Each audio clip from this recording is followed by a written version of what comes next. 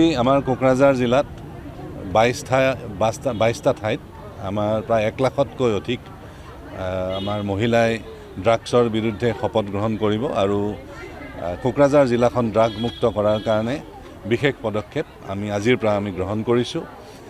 ইয়াৰ লগত সংগতি ৰাখি তেখেতসকলে এটা ৰেলীও উলিয়াইছে। 22 ঠাইতে ৰেলীটো ওলাব আৰু আমাৰ যিমান মহিলা আছে আমাৰ ASRLMৰ আসাম ষ্টেট ৰুৰেল লাইভলিহুড মিছনৰ জৰিয়তে তেখেতসকলে আজি এটা ওথ ল'ব, প্লেজ এটা ল'ব।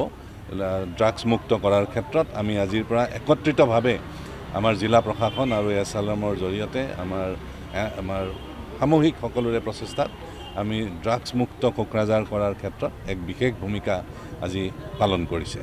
আমাৰ কোকৰাঝাৰ জিলাত 22টা ঠাইত আমাৰ প্ৰায় 1 লাখতকৈ অধিক আমাৰ মহিলাই ড্ৰাগছৰ বিৰুদ্ধে শপত গ্ৰহণ কৰিব আৰু কোকৰাঝাৰ জিলাখন ড্ৰাগ মুক্ত কৰাৰ কাৰণে বিশেষ পদক্ষেপ আমি আজিৰ পৰা গ্ৰহণ কৰিছোঁ। ইয়াৰ লগত সংগতি ৰাখি তেখেতসকলে এটা ৰেলীও উলিয়াইছে। 22 ঠাইতে ৰেলীটো ওলাব আৰু আমাৰ যিমান মহিলা আছে আমাৰ ASRLMৰ আসাম ষ্টেট ৰুৰেল লাইভলিহুড মিছনৰ জৰিয়তে তেখেতসকলে আজি এটা ওথ ল'ব, প্লেজ এটা ল'ব।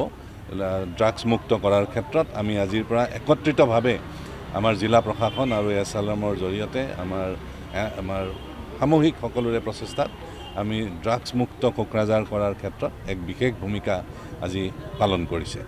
আমাৰ কোকৰাঝাৰ জিলাত 22টা ঠাইত আমাৰ প্ৰায় 1 লাখতকৈ অধিক আমাৰ মহিলাই ড্ৰাগছৰ বিৰুদ্ধে শপত গ্ৰহণ কৰিব আৰু কোকৰাঝাৰ জিলাখন ড্ৰাগ মুক্ত কৰাৰ কাৰণে বিশেষ পদক্ষেপ আমি আজিৰ পৰা গ্ৰহণ কৰিছোঁ।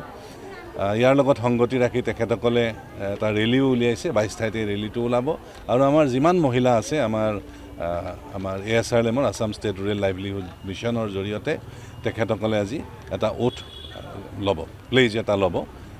ড্ৰাগছ মুক্ত কৰাৰ ক্ষেত্ৰত আমি আজিৰ পৰা একত্ৰিতভাৱে আমাৰ জিলা প্ৰশাসন আৰু ASRLMৰ জৰিয়তে আমাৰ সামূহিক সকলোৰে প্ৰচেষ্টাত আমি ড্ৰাগছ মুক্ত কোকৰাঝাৰ কৰাৰ ক্ষেত্ৰত এক বিশেষ ভূমিকা আজি পালন কৰিছে।